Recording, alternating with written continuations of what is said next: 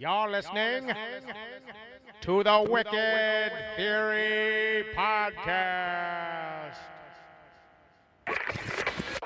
We're very happy to have you back, even for a short visit.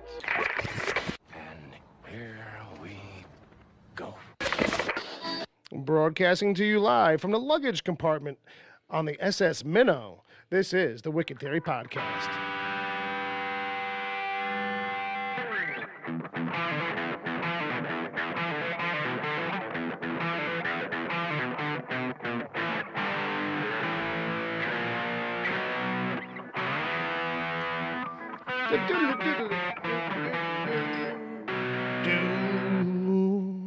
Yeah. Hey, ladies and gentlemen, boys and girls, this is the Wicked Theory Podcast. My name is Bill Schwang, and every week I get together with some people, some fellow miscreants, compatriots. I don't know, savages, pure savages. They are Uncle Jay. Is that right? Yeah, I mean, I think so. All right. That's your name. We got Ed. Luckily, I saw this coming. Cashed out my retirement, bought a condo in Miami Beach, new tits for the wife, silicone. It's legal again. And we got Brother Bob on guitar. Hey, good for you on the silicone thing, Ed. Yeah, that's nice. It's the wave of the What's future, up, I heard. everybody? Hey. Yeah, so welcome back. Here we are.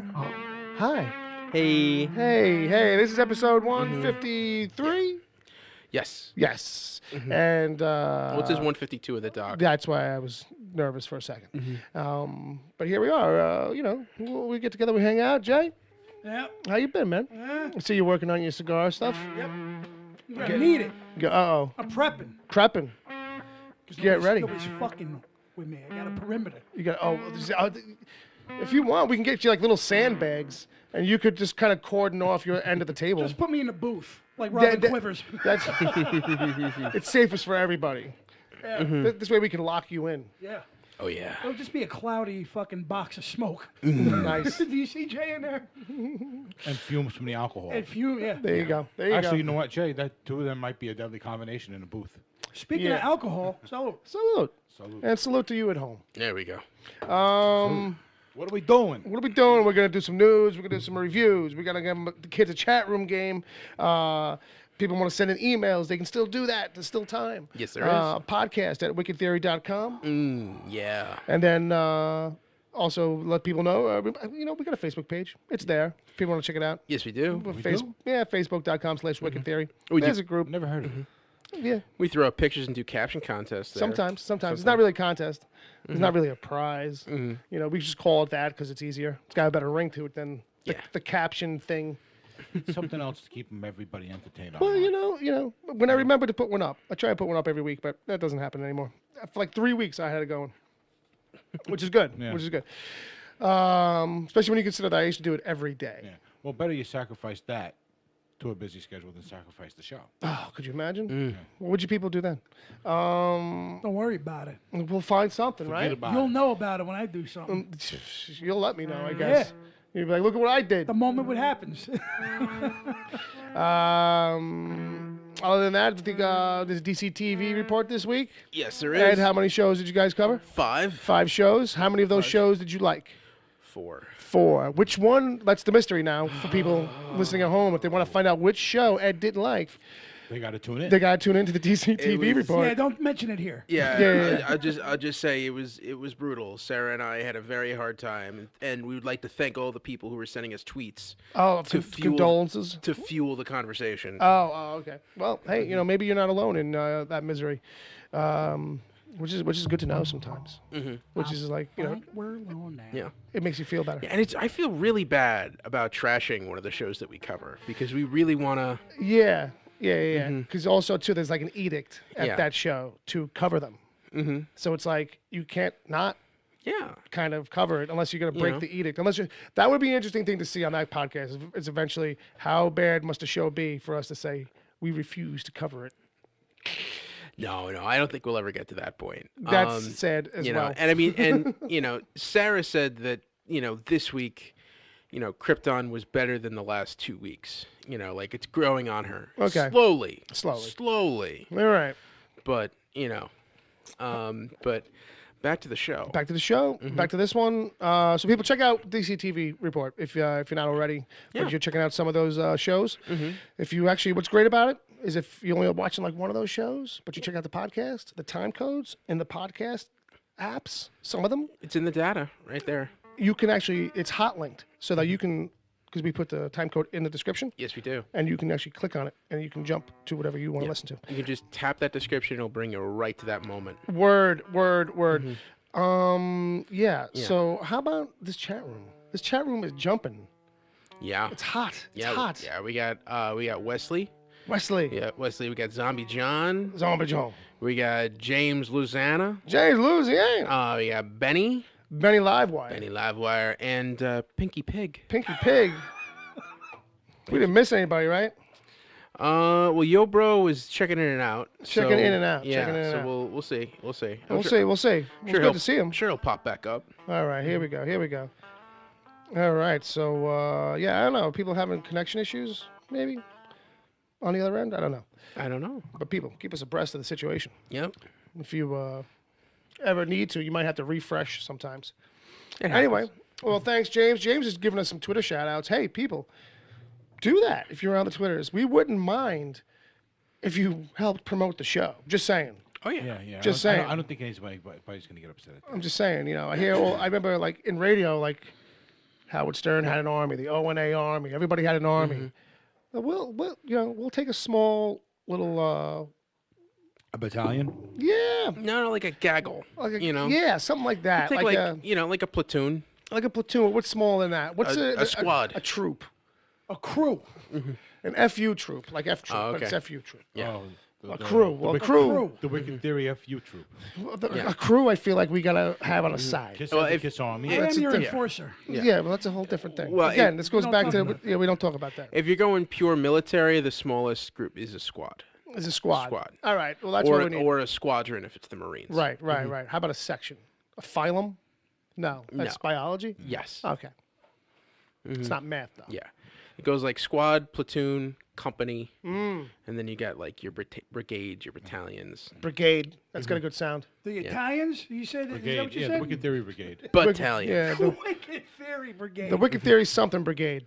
You guys fill in the blank. Okay. All right, but that's not the actual chat room game. Let's give them a real chat room game. Now Yeah. they've got Wicked Theory, fuck you, Brigade. You guys help us come up with with something for that. Oh, And, we've already got A section and Well, hold on. Unit F. I coughed Are you away from the as microphone. much as you possibly could? I went over here. All right. Look, don't talk about No, I was just coughing. checking on you because it sounded like. Listen, you something had might the have came up. tally of coughs. Well, listen. Dude, the you're- doors on the cabinet behind you where you cough to, Yeah. flexed. I closed. They bowed in. They bowed in. If you have 1,100 coughs, Oh, you I have yeah. 950. Fair enough. We don't want coughs. We want hearts. Oh. Here we go. There you go, kids in From the chat everybody room. in the chat room. Oh, we like little hearts. Yeah. That's a button. It's not just sitting there as a Yeah. decoration. Mm-hmm. Chat room game. Chat room game. So so we got our Tell chat. me what you think about this one, Ed. Our hashtag is Shakespeare A Movie. Oh. Examples include A Midsummer's Nightmare on Elm Street Mm-hmm. and King Lear of New York. How about that? Shakespeare a movie? Yeah. So Romeo and Juliet. is it a horror movie or just a? Just a movie. Just any movie. So somebody says Romeo and Juliet. It's Well, you can make Rambo and Juliet, like, you know what I mean, or whatever. Oh, okay. Just go crazy Yeah, with it. take a movie and then somehow work a Shakespeare title in I there. started in my head doing like genres. Mm-hmm. I started in genre stuff, in horror, like kind of like, and I was like, well, maybe broaden it, make it a little easier. You know, and there's a lot of things. You got all the kings, you know, like Henry III, Yeah. Richard. But it doesn't have. I mean, you could mash up 2 lines of dialogue. Yeah. It doesn't have to be necessarily the title of the Oh, movie. that's true. Something That's like true. that. Go, I'm just saying it could have been better if you picked a genre.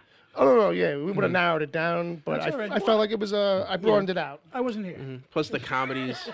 It's true. There was no meeting. There was no meeting I for this. wasn't here. I always like Two Gentlemen of Verona. All right, enough of you. Loves Labor Lost. I don't even know what you're talking about now. Is that These Klingon? These are titles of Shakespeare. I Comedies. wouldn't know. A lot of these references are gonna be lost on me. Merchant of Venice. This was my idea, and I'm not gonna get half the references. Othello. I've heard of that. That was You've a, heard It's a of Othello. game. Merchant of Elm Street. It's a game. it's a game, right? With the circles, Yeah. black on one side and white on the other, and you got to flip them over if they're touching diagonal. By Milton Bradley Good times. or Gabriel. Okay, Gabriel Bradley. Y'all have fun. The funk toy people. So that's it. You guys play with that game. Just chill out. And This is fun. Whose idea was that? what was that? The hashtag. Whose idea was that? mine. That was yours. So Yeah. Good for you. Oh, look at Bill had an idea. Good for you. Hey, I this like guy, it. this guy once in a while, right? I like it. All right. How about this other idea I had? We do a news segment a little bit. Ah. How about that? Shining ass, man. Woo. Woo, woo, woo. You know when you shine something a lot and it gets real hot? Like I can't sit right now. I mean, it could be worse. I could be washing his balls. That's true. That's not worse. That's actually much nicer. It's friendlier, I think. I still don't want the image of Ed washing anybody's balls. Fair enough. Everybody knows Heno likes the ball wash. Hey, listen, he Remember plays. we went through that whole thing about a year ago? He's a big golfing guy. He's a big ball washer. Yeah. Well, all right. Now you got me thinking of Bill Murray in Caddyshack. Hey, man, it's in the hole. He's a Cinderella He's boy. rubbing up against the ball washer while he's washing the balls. Oh yeah, man. How you do? It's like man. This is like I wash my testicles. Right Beautiful, beautiful film. Kids love it. Classic, So, classic It's a comedy. classic comedy. yes. Classy. In the news this week, few things. In case anybody missed it, like we're big Stephen King fans around here, and there's always something cooking up in his stuff lately. More so over the last year or so because of it. All of a sudden, his newfound love, everything that's like that was stalled seems to like now be getting finished or is starting to happen. But they were going to do another adaptation of The Stand. If you remember, they did one already back in the days on TV. Yeah. And it was like, oh, they're going to make this a movie, a multi-part movie, 4-hour movie. Like, where's this, So now the word this week is that 10-hour series. Ooh. And so it's Josh Boone. So this is the guy who's been working on that New Mutants Okay. that we kind of recently mentioned, kept on getting pushed back. But he's got turns out, but it might be on CBS All Access. Oh. That's the rumor. So that Boone's had a full plate once he wraps New Mutants. He's still attached to direct an adaptation of King's The Stand, which we hear is coming together as a 10-hour limited series. But that's like cool in concept. I'm down with that. I think that's like a good way to go with it. Like, because that's the thing. I've read the book. I mean, I don't know if you read the book or seen the series, the miniseries, but it's too condensed for it to really kind of get any real weight out of it. I have a question and a thought. The TV movie goes so fast that it just kind of really feels like the bad guys and the good guys, like a caricature-y. Like, you know what I mean? I've read the book. Sure. And I've seen the miniseries. Right. Now, CBS All Access, do they do TVMA stuff? It seems so because Yes, it's they're- behind the paywall, and even on Star Trek, the Star Trek show, there's some cursing. They don't go deep on it, There've been a few F-bombs. but there've been a few F-bombs even on this Star Trek show, which is weird, a little bit. Well, but point being that they probably will. They'll probably kind of push it Because it a little needs bit. to be. Yeah. Because it's not broadcast, it's not regulated by the FCC, so they're not subject to those same rules. Right. All right. The reason why I'm saying it is because the book is Yeah. Stephen King-ish. Yeah. And it's pretty heavy. Yeah. And that's what the TV series suffered from. Right. Was, there's only so much you could do. Even though I kind of enjoyed it. Yeah. Because, I like Gary Sinise, you know what I mean? And at the time, it was as good as that was going to be. Like, and it was good Yeah. for the time when it came out. Like, it was like, oh, okay, all right, because they did cover a lot of ground in it too. Yeah. Which I was surprised they did, but that thing was also like 4 nights And it's not like, or 3 nights. and for the most part, up until like maybe, spoilers, like the end, it doesn't get too crazy special effects driven. No. Like you can kind of so that's why like it worked for them, I think, on TV. And if the rough things to sit through are all the things maybe near the end because they look a little hokey, like especially now with the passage of time. But I think this is good news. Yeah, the location stuff in there. Yeah. They did shoot in Times Square, and they did Yeah, shoot they in, bounced in around. some heavy locations, so money did go into that. Yeah. But this is good news if they do it right. Yeah. So So, and this is a thing that he's been kind of like hinting at for a while that he kind of knew about, that Josh Boone, rather, that Pat Boone? that he's pretty like super committed. He actually dropped into a message board at one point and like came to like the defense. He's like, because people were kind of criticizing a particular draft of The Stand that was credited to him, and he was like, "Hey, it's Josh Boone here. I happened to come across this. I wanted to say that I never wrote that draft." Like, but anyway, like he kind of wraps it up. It's a little bit long. Like he's super committed. He's like, "I've been working on this for 4 years. I promise you, like this is going to be a super faithful adaptation." So there's that. If you're a fan of The Stand, maybe they're going to get it right. We'll see. All So right. It's 10 episodes, right? Yeah, I mean it's not official announcement, but that seems to be what they're doing. So if anybody was wondering what was ever going to happen with that, there you go. Yeah. Well, I hope they do a more detailed job. Yeah, I think 10. I think with the 10-hour. 10 hours should be good as You far know what as I mean? length goes. Yeah, it won't suffer from that 13 thing that seems like a lot of Netflix shows sometimes do. Yeah. Especially the Marvel stuff. Get creative with the casting, too. Yeah. Don't be afraid to, like, sit in the middle. I want to see Rob Lowe again playing playing mute. Who will be the mute with the big dick this time? Well, actually, Rob Lowe isn't the problem in there. Actually, to be honest with you. It was his comeback. That was Rob Lowe's like Yeah, comeback. actually, that was after. No, after Wayne's the, World was. I'll check the villain- timeline. I remember people like, He's the villain in Wayne's World. no, yeah, he's definitely the villain of Wayne's World, but I feel like The Stand predates that a little. Yeah, Stan I mean, it's predates that, right there, I though. think. It's 2 I years remember before. The Stand being the thing where like, oh, and it's got Rob Lowe. in it. Wayne's World was 92, 94 was The Stand. So he was on, I guess, kind of like That trajectory. back in the curriculum. In the curriculum. Yeah, but I think The Stand was more him as a leading man. He was kind of a supporting background character in Wayne's World. Yeah. And let me debate that with you, Ed, because he is the villain in Wayne's World. Yeah, he's So the villain, but he's not the star of the movie. It's still a Hollywood production, and it's a main character of that film to actually put him in the mainframe to, put him back on the radar. Yeah, was it? He didn't open that movie. I'm Mike right. Myers and Dana Carvey sold that movie. Yeah. You didn't see Rob Lowe in any posters. Well, no one said that I, he did. I think though that as a bad guy, you have to have you have to be considered the main character. Yeah, absolutely. I'm not saying more of a forefront. I'm saying that is someone who's actually got a huge job in a feature film. Yeah. And he wasn't doing any of that. Yeah, he wasn't for even doing that stuff. You know what I'm You know saying? what I mean? Yeah. So that kind of puts him back in the radar. Yeah, it's these two things. It's definitely these two events that put him back into the public conversation. That's what I'm saying. You know, It was a big movie. yeah, for him, for his career, absolutely. Yep. So it was the one that got out to the public that he didn't. No one didn't want anyone Oh, to see. that thing. Never saw that tape, the sex tape. Me either. Yeah.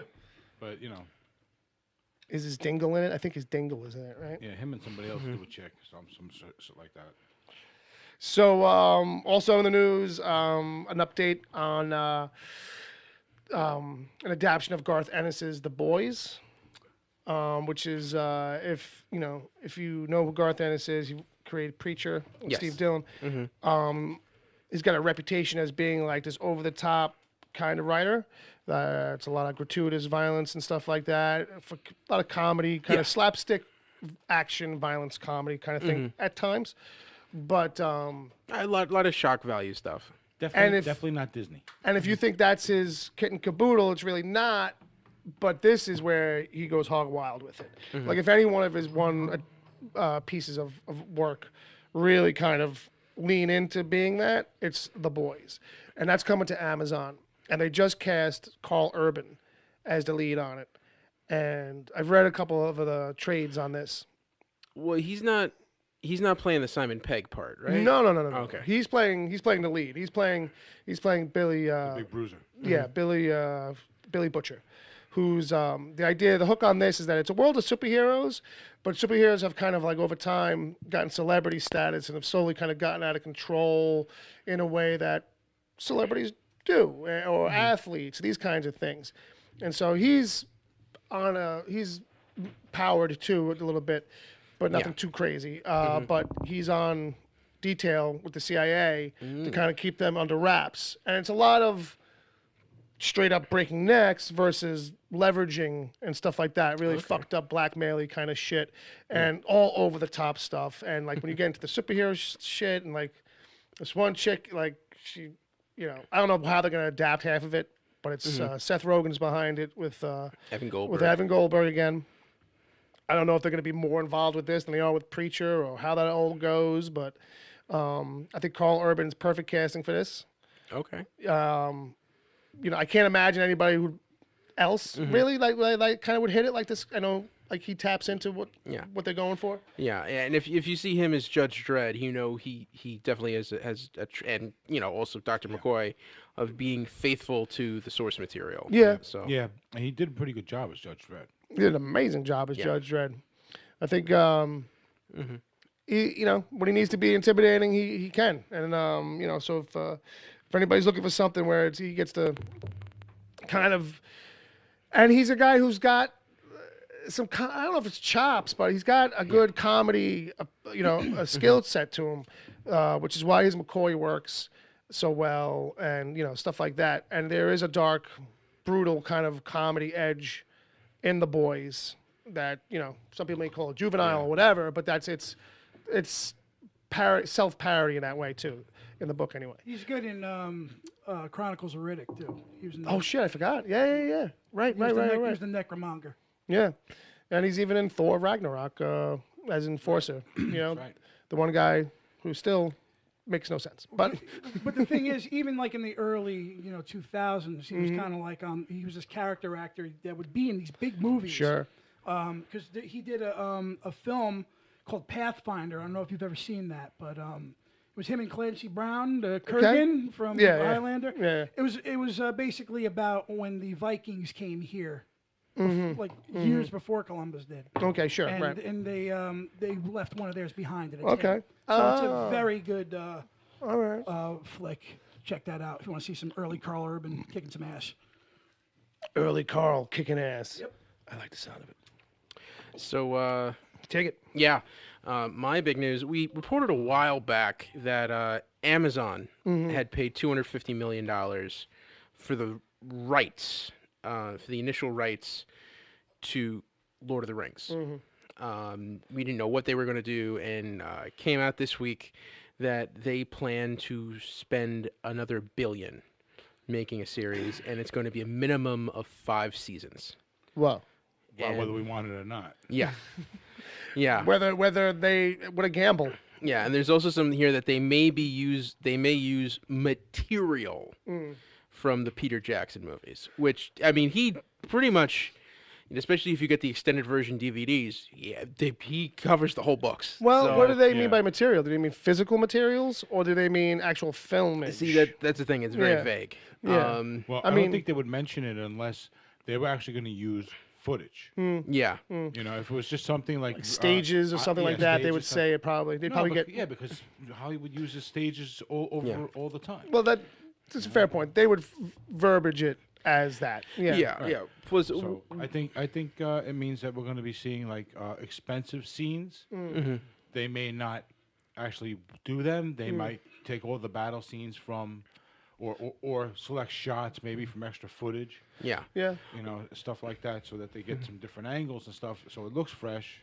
Scenage. But if they're spending that kind of money, that it doesn't matter if they're gonna pay to use someone else's footage or generate it themselves. At that point. Yeah. Well, also, I know for like concept art, the art department for the Peter Jackson movies hired like all of the foremost Tolkien artists. Right. So basically, anyone who's ever put out anything It's getting about hired those again. about those books worked on those movies. Right. So if you wanted to borrow some of the same material, you might have to send a check to New Line. Interesting.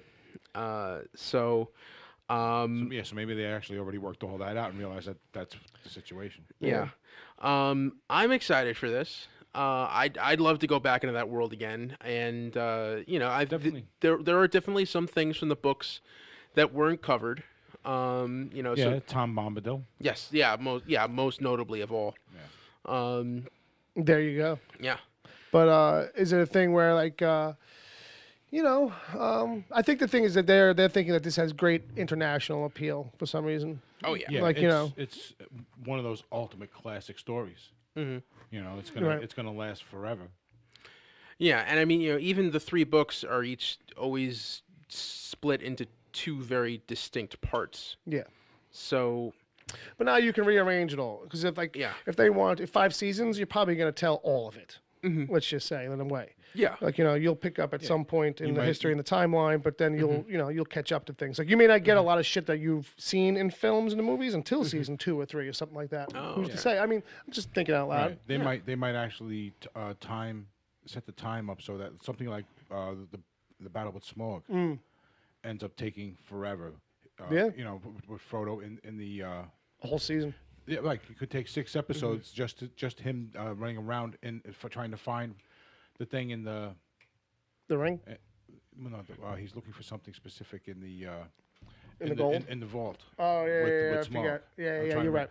So they could just stretch that out in between all these other events that are happening at the same time. Yeah, yeah. Also, like I remember in the books, they make it like Bilbo leaves the Shire, and then like a week later, or a couple days later, Frodo sets out on his journey. Where in the books, there's like a decade between that. Yeah. It's a time jump. Yeah. At the very least, Bilbo gets old. Yeah. At the very least, there's no excuse to not be doing shit. Like, you know what I mean? Like, you'll have all excuses in the world, like to fill out the vague shit. Like if they wanted, because I know like it's got that prequelish kind of material that's like not very super. It's all like it's a history. It's a telling of history, so it's not a lot of dialogue and specific scenes kind of thing. Like it's like. So it'll be interesting to see where they started and what they do with it. I'm interested. Jay, your thoughts? I'll wait till I see it. There you go. All right. That's it. Fair enough. I can go on and on about it, but I'm not going to. Yeah, I hear you. Sometimes it's like that, Yeah. I don't think they should do it, honestly. But I'm gonna. That's interesting. I'll withhold judgment until I see it. Like, should they wait? Is it the kind of thing where you feel like we've kind of had a bunch of it recently? Maybe you wait. I think Peter Jackson perfected that world beautifully with 6 movies that I hold in high regard. Sure. Even the Hobbit films. Right. One of those guys I can't get enough of that universe. To put it somewhere in someone else's hands. Yeah, it's a rough. It's got a lot to live up to. Yeah. Well, that's without a doubt. That's without a doubt. That's it's a high benchmark. Somehow I think they won't be wasting their money. No, I don't. They're not going to throw half-assed effects at this. No. And half-assed casting if they're spending $1 billion. I just think it's too soon too. Yeah, a little bit. I feel that. The soonness. I feel. I personally. Well, it's never really been out of the public eye because you got to remember too. They keep making the video games. Well, there's that too, but also like I feel like we lived in a pocket of time where it was as pervasive as anything. Right. Well, yeah. Because it was like every couple of years there was another movie and the campaigns and the promotional and all the and it was like oof. Yeah, it was about every 12-year period. Well, right at that moment of 99, 2000, 2001, pop culture was owned by Star Wars and Lord of the Rings. That's it. Yeah. You know what I mean? Yeah. That's what it was. You know what I mean? The comic book films haven't taken off yet. Right. But I will see it. Yeah, I mean that's the thing, I'm not holding my dick in my hand, ready for it. Fair enough. And next story, we covered this on the DCTV report, but I'm really excited about this. Okay. But I'm into it, so. Yeah. Why the Last Man, which is a comic series from the early aughts by Brian K. Vaughan and Pia Guerra. It's a Vertigo book. It's been in development hell for years. Yes. There was a movie version, then there was an HBO series, and it just never quite got going. Well, FX has given it a pilot order. Right. Which means there is a script, and they are going to shoot an episode of it. Right. So there will, so even if it doesn't go to series, that might leak one day, and we'll get to see that. Yeah. So there's probably it's still pilots are always a long shot, but this brings it into the realm of possibility. Nice. Nice. Very happy. So I'm kind of like a Shazam movie, right? Kind of, yeah. You hope and you pray long enough. Yeah. But I'm excited for this. For those who don't know, the premise of this show is that a virus hits the Earth that simultaneously kills every mammal with a Y chromosome, except this one guy, Yorick, and his pet monkey, Ampersand. Right. Right. It's a world full of women. Yeah. But it's also the collapse of the world for a while, and so that's what he's thrust into. Yeah. And it's it's a long run series. I never got to the end. it's known for having a great ending to the series, like a satisfying but great ending. Yeah. And Brian K. Vaughan is directly involved with this. Yeah. Got nothing but high hopes for it. I got nothing but high hopes for it. Yeah, I will say the one thing that I've always been it's kind of bittersweet is I always thought Anton Yelchin would have been perfect as Yorick. Yeah, he had a and- great look for it, and sure. Sadly, he passed away a few years ago, so it came a little too late. Yeah. But yeah, looking forward to it. Looking forward to it. Can't wait to see it. Jay, your thoughts? Did you ever check that out? Why Last Man? No. No. But yeah, world full of women, and it's not all as all horned up as you might first think. Like, oh, I'm sure that's nothing but sex stuff. No, not really. I mean, there's stuff in there, obviously, but it's really like it's much more grounded and realistic because if you're the only dude, Yeah. First off, we got to find out why. well, yeah, we got to find out why. Yeah. But Yeah, you get these religious cults who think like men were wiped off the earth through a reason, so we've got to kill this guy. But the context is great because like when that happens, it's like I don't know if it's simultaneously, but it's within this short window of time. Yeah. Like they all die off, and so it's like almost all the planes in the sky fall. Like you know what I mean? Like so many things that guys do. Yeah. Like you know what I mean? That like off just fields are dominated by men, just kind of like cause all this kind of havoc because they collapse instantly, like these industries and shit like that, and all this kinds of great stuff. But people are looking for something to read. People like comics. You know, that's one of the high recommendations from the show in general. Sounds interesting. It's really good. It also like made his name, got him. It broke Brian K. Vaughan into the industry. I mean, he was already doing stuff, but this is like the book series that kind of, broke him. Yeah, and that led to Ex Machina and Saga. Working on Lost, and now other TV shows. So with that. That's gonna wrap. I got one thing. You got one thing? I got one thing. What do you got Yeah. there? And this you're gonna probably deals with your wheelhouse. Oh, me? Except this is not the only Stephen King news. Okay, fair enough. They're pushing forward the Talisman, Okay, which right. was Yes, I saw something. a book that Stephen King wrote with Peter Straub, Yeah. best known for Ghost Story. Yeah, Right. I read that. Yeah. It was a long time ago. What I did not know, because I know that they tried to do this a couple times, Right. and I remember Spielberg's name attached to it. What I did not know is that he owned the rights to the book since it was being written, I think. Okay. Too. But it looks like now that he might go full steam ahead. It's not known whether Spielberg's going to direct it or not, but he's Right. passionate about it. Fair enough. So, and I never read this book. Yeah. I know it's about a 12-year-old kid who's trying to save his mom, trying to find this talisman. He goes into this alternate universe. Yep. So that's kind of like Spielberg's wheelhouse. Yeah, too. yeah. But it'd be interesting to have the two Steves hanging out. A Steve and Steve production. Steve and Steve. But yeah, it's one of those ones I never read. You know what I mean? But I hear a lot about it. It's actually pretty beloved out of his stuff. And I think they did a follow up to it. The two of them, I think they collabed on a follow up to it later on. I think if I remember correctly, I think it was a thing where like they would write and just send it back to the other guy. Like it may not have been like a whole chapter or like I don't know like how much writing, but it was literally like they didn't collab much outside of like an initial conversation about the story. They kind of just jumped into, all right, I'll write a passage until I kind of like get stuck or think I should throw it back. You know what I mean? What I find interesting about that is the fact that these were two heavy hitters. Yeah. Novelists collaborating together. That's got to be hard. Yeah. I mean, to a certain degree. I mean, it's got to be harder than like what someone like James Patterson does, which is like, I'll just write like this loose outline and then give it to people. And they just write under my name. Like, which is like, when you see like those book series, like he wrote like this one thing. 457 books. Yeah, and it's like James Patterson presents, those Tom Clancy Splinter Cell series novels. That needs to be a movie, man. Those games are great. Yeah, I'm surprised that they're not. I'm addicted to those. Splinter Cell was fucking great. I'm surprised they're not. But I'm looking forward to this. It's Universal, it's Spielberg, it's King. And it's an era for King stuff. It's another era for King stuff to kind of like start getting made. And I'm always in for whatever King stuff that's left of center for him or for the rep he has. Like when it's not exactly horror, it's a little something else, or it's a little bit like quirky or weird or maybe dark, but not like straight up blood and guts. Right. Like I appreciate when that stuff gets made and kind of breaks the perception of his pigeonhole. His stereotyping that he gets. Well, I revisited Stand By Me, and that still holds up. Oh my God, that'll never not hold up.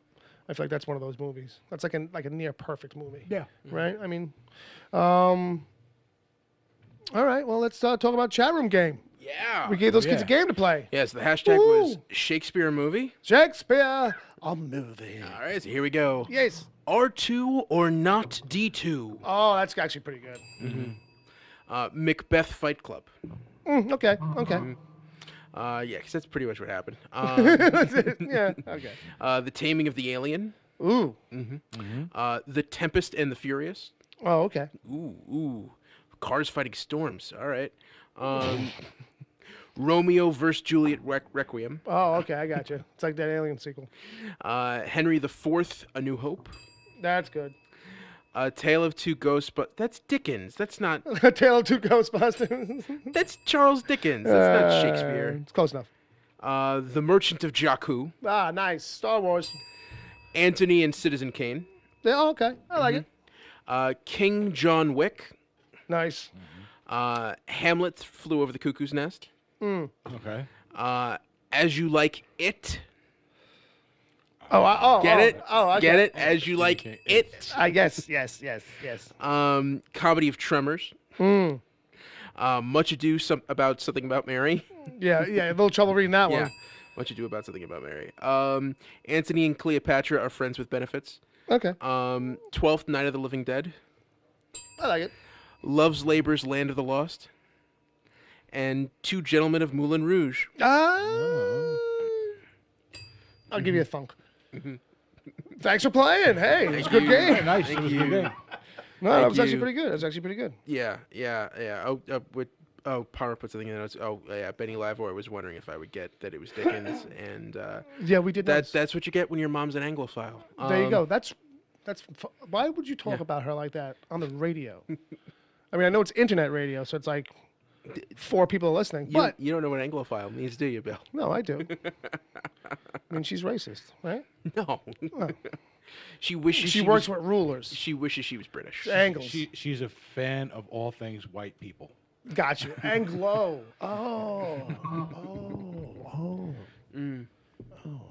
Of ye oldie white people. She likes some crusty.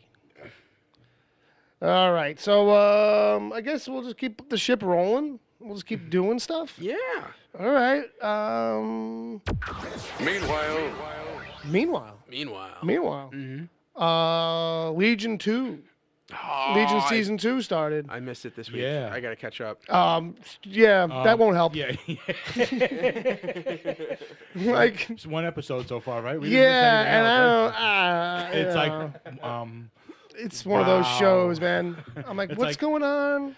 And it's you're halfway into the episode and you're like, wait, am I crazy?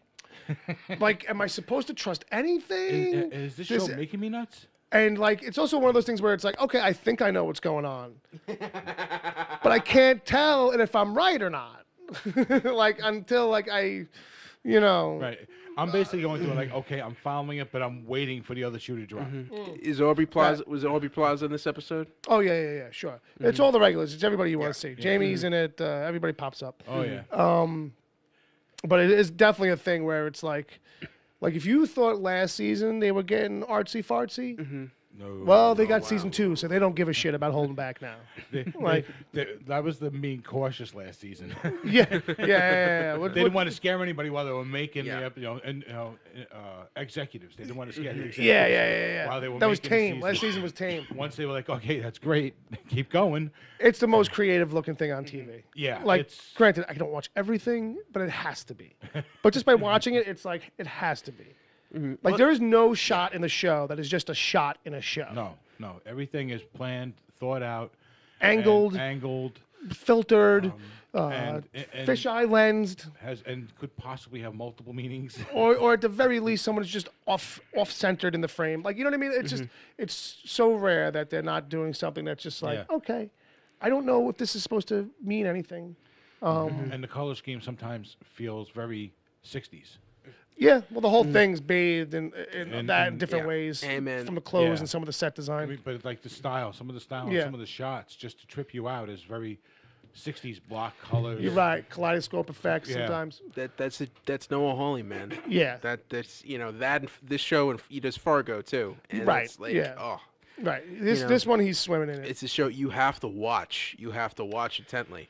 Well, that's the thing. Like Fargo, Yeah. you kind of had to watch intently. Yeah. This, you need to watch intently with someone who was in the writer's room who can explain it to you and let you know if you're close to like understanding. Because it's like at the end of the episode, it's like, oh, okay. Oh, so he finally got a way to make a TV show that feels like a Grant Morrison comic book. Yeah, kind of. Oh, okay. It's like that. It's like, oh, this might be too smart for me. Like, you know what I mean? Grant Like, Morrison's the only comic book writer. You read his stuff Yeah. and you go, wow, if I understood this, You know? it would be amazing. Yeah. And it's also like, now I know why people call this shit pretentious. Because it's like, if I can't understand it, maybe it's just douchey. But it's really not. It's really like super creative, and it's just trying to entertain you in different ways. But it does feel like a thing where, like, at a certain point in the episode, it's just like, okay, but what am I really supposed to take away from that? Like, Yeah. they don't hand you enough. No, they don't. You know what I mean? And I know it's a show that like doesn't mind saying, we'll explain it in episode 4. Like, you know what I mean? Like, and it's like, oh, okay, I'll trust you for the ride. You got me through last season and blew my mind many times. Yeah. So I'll take the ride. Yeah. So still a high recommendation. If you have not caught it, catch up. Legion on Yeah, FX. really. Cannot Absolutely. recommend it enough. And then also, I started playing Far Cry. Far Cry 5 came out. You were playing that when I came in today. Yeah. A video game of Yeah, all he's- things. Yeah, you're addicted then because you were playing it after I went to bed yesterday. Yeah, And yeah. the day before. Yep. Got the hang of it. I'm in it now. Knowing you have to be at work. Yeah. Oh, yeah. Well, at least I'm staying up doing this instead of like, Now this is always surfing the web. one of the things Yeah. that made it hard for me to play video games because the completist in me wants to know: do I have to have played Far Cry's 1 through 4? No. To No. be No.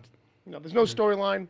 If anything, it's like they keep the thematic nature of the game similar throughout because it's always about helping out a resistance, take over or overthrow the power structure. Yeah. Yeah. What was the first person first person movie? Hardcore Harry. Hardcore Harry. It's basically Hardcore Henry? Harry in a video game. Oh, okay. Well, I mean that's a first-person shooter. They all look like that. You know, Call of Duty looks like that. Yeah. They all look like that. I was But- hoping that there would be a pull-out actually, and I could actually because I prefer the second person perspective. But I got used to this real quick because usually Call of Duty it takes me a while to get into to get used to it a You little can- bit. It's a game you can basically play forever without doing anything that has to do with the main storyline to get to the end of the game. Yeah, which is fun. So it's a lot of free roam. It's basically Grand Theft Auto, like on a mountain, and maybe not as campy, not as goofy, Okay. a little more grounded. Not 100% grounded, but the basic idea is that you're up in Montana and you're like a Fed agent, and you come into this town. You guys are gonna come and serve a warrant because there's this cult, this religious cult that's taken over basically the whole town, and everything goes to shit. And you get stuck there, and you're basically now moving across this entire huge-ass map, systematically helping people take out these guys and overthrow and build up the resistance against them. And slowly but surely, you're going to take out outposts and bring down all these guys. But in the meantime, you don't have to go on the missions. You can just kind of run around Yeah. and fish. You know what I mean? Or you can, do all these other little things and stuff, and just get lost in it. And the map is huge, and it's a lot of fun. And if anybody was on the fence about it, I'd say get it. And it's got a great co-op mode that, I haven't unlocked yet, but because I was just waiting until I really got the hang of the weapon system and stuff. Yeah. Because that's the thing for me with these games. It's like, if I'm not taking down people at a decent clip, I'm not playing with anybody online. Like, I'm like, if I'm not kind of feeling good, like I can hold my own, then I'm not Right. gonna start teaming up and have you and be the guy keeping the fucking team from succeeding on the mission. Like, you know what I mean? Well, is this a game that offline you can actually level up your character and then bring that leveled up character online? I forget exactly what stuff it is, but there are definitely crossover perks. So I think when you're playing with the co-op mode, like you're basically going to take a version of your character and your armor outs, and it probably won't. Not everything is going to like be detrimental. Like, you know what I mean? As far as Right. like if I got hurt playing co-op with Brian, Right. It's not now like in the such- story mode, I'm still wounded. Like, yeah, I don't think there's a lot of crossover. Right. But like you can earn points to get your rewards back in the game. Right. So there's that. So leveling up offline will help you online. Right. And vice versa. Right. So you just level up a bit Yeah. before you go online. Right. That's kind of the thing I'm doing now. I'm leveling up a guy on offline, but it's an offline game, so that when I'm done, I'm actually thinking I'm going to jump on to Fortnite. Oh yeah, that's right. That's I'm right. finally going to jump on to Fortnite. Oh, shit. I'm probably going to go looking for Dom. What was his? I'd have to look it up. It's in the chat room somewhere. I got to write it down. Yeah. But yeah. So I'm having a blast with that. Like I said, if anybody's on the fence about Far Cry 5, Yeah. Well, you Go. were sitting there. You were actually watching footage yeah. of the game. Before, Yeah. That's what made you buy the game, right? Yeah, me and my buddy at work. All the different things you've seen people do. Yeah, we saw a lot of gameplay and so they actually, somebody doing a walkthrough of the first 10 minutes and stuff like that. But Right. then like all this kind of extras and how like expansive it was and how like if I'm really getting my ass kicked trying to do this mission, I'm not locked on the mission. I can walk Right. away from the mission, get more ammo or stuff. Like I'm not like you're not so locked on. Like even when you're supposed to do the thing you're supposed to do, you can still kind of like walk away if you can run away. Right. Okay, I've triggered all these guys that are after me. If I can, fuck, it's too many. I shouldn't have come here this soon. Yeah. Like I don't have my skill sets up. I can come back. Like you know what I mean. So Right. it doesn't keep you too regimented on. But yeah, I got the tease by watching all this YouTube video clips of it, and it looked like a lot of fun. So Yeah, and maybe it's a- people do that if they're not sure what it is. Yeah, and that's a recent game, right? That just came This out week or a so- week or so, yeah. And I hardly ever do that, like buy a game. Actually, I have Far Cry 1, 2, and 3 on one of those combo discs. yeah, that's right. And I never cracked it. So so that answers your question, Ed. So maybe- I jumped maybe you straight to should. 5. so maybe you should go back and start playing 1, 2, and 3. I was thinking about it, and I was Maybe- wondering how clunky that's going to feel. But But maybe by playing 1, 2, and 3, and maybe even getting 4, you can get perks from playing each game. Together. that's a lot of hope. You know what I mean? 'Cause But- I know you can do. You can Some sometimes get games, right? Yeah, like I have Final Fantasy 15, Okay. and they released a demo, and they released a little side story that were both free. I downloaded both of them. I played through both of them, and then I just left them on my hard drive until I got Final Fantasy 15. And when I started playing Final Fantasy 15, I got a couple of free weapons. Oh, that's cool. Right. Well, So- nice. So yeah. So maybe the same thing will Yeah. apply to at least 1 or 2 of the games. Maybe it's worth taking a look. Yeah, there you go. You know. You're right. All right. What do you got? You got something in here in the meanwhile, Ed? Yeah. I saw a documentary called Score. Score. A film music documentary. Oh, about scores. Yeah, it's on Hulu, and it was an in-depth look, kind of a lot of inside baseball about this stuff, but it really, they interviewed almost every composer, pretty much except John Williams. But there's a huge section of the movie on John Williams. Okay. Fair enough. And kind of the world, the process that goes behind film scores. About a lot of times the way they record sounds. You realize that everyone kind of has their own process for coming up with music. And the way that they lay things out, and it just was really interesting and insightful. My favorite moment in the movie was Mark Mothersbaugh, who did the Rugrats theme and bunch of other things. Rugrats. Yeah. Mark Mothersbaugh has done a bunch of different things. Sure.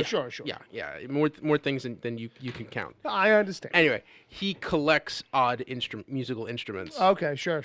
As they all do, by the way. Yeah.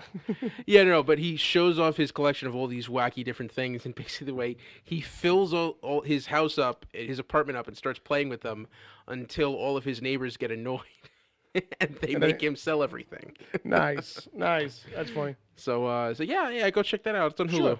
Nice. Yeah, if you're into process and stuff, movie stuff. Oh, definitely. Yeah. Sounds nice. Uncle Jay. Yeah. You all right? Yep. Just have to lube myself up here. Grease up the machine there, buddy. Take a little swig. Rinse it down. I'm going to take a little swig of my coffee. This swig break I ain't sponsored there yet. by Hot Fresh Coffee. And Johnny Walker. Johnny Walker. Sorry. It happens. What you got, buddy? Yeah, I did I bought this thing, and I all the fucking movies, I don't even watch 75% of them. They just go right on the shelf. So last year, Arrow Video, who I love and adore, and they've retweeted me. I love you guys. You guys fucking rock. They did a Blu-ray box set of House, not Hugh Laurie, Dr. fucking House. No, I know what this is. Years ago, there used to be a horror franchise called House. 3 of them went theatrical, and then they made a 4th one that nobody knows what the fuck's going on. Sure. Wasn't the second one called House 2, the second story? Yes, it was. It's a great name. Arrow put out this creme de la creme box set. And it's called the 2-story collection. Nice. Very nice. But they went no holds barred on this thing. And if anybody doesn't know, House was a horror film with William Catt, the greatest American hero. Yes. George Wendt. And the fucking thespian master of all time, Richard Mall. Oh wow. And Bull from Night Court. Yes. I'll let you. Wow. So we're lucky this didn't go straight to video. No. This was actually a hit. This was actually a big hit in a little bit of a sleeper hit in '86 because it didn't take itself seriously. Very much not. And they had a lot of fun with it because it's Sean S. Cunningham, the guy that created Jason Voorhees. And, but it's like a horror comedy thing. Right, but it was fun because you went through all these doors. And it was crazy. It was a madness. It was like a romp. And it was a gateway. But what was cool about it was that William Catt was a Vietnam veteran. Yes. Who actually got Richard Mall killed. Didn't go back for him. Wow. So much is now, going back to me. Richard Mall plays Big Ben. Who's this fucking like zombie in fucking like Vietnam gear. Nice. And then House 2 has nothing to do with the first film. It's just another house story. That was what they were going to do. Every movie was going to be a story about a haunted house. Story, right. And that one's even more slapsticky and out of here. And out of it is a little bit, yeah. So when they released the entire collection as one thing, what are they going to call it? The Full House? Well, I'll explain it to you because there is 2 versions of the box set. I have them both, but I'm only reviewing the one that came out here. Fair enough.